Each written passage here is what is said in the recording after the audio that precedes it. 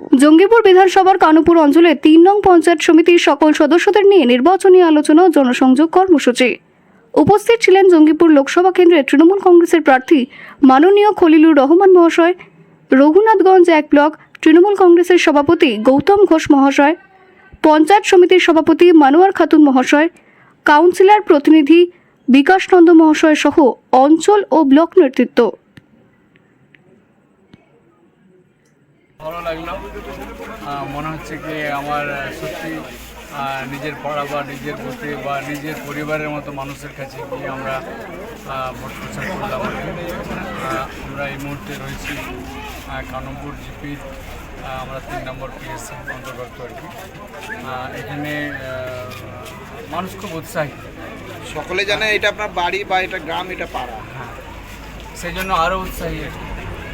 এবং সেই উৎসাহ থেকে মানুষ একে অপরকে আরও উৎসাহিত করছে, যেটা থেকে তৃণমূল কংগ্রেস আরও মজবুত হচ্ছে, শক্তিশালী হচ্ছে। কেমন সাড়া পেলেন? খুব ভালো, এক্সিলেন্ট।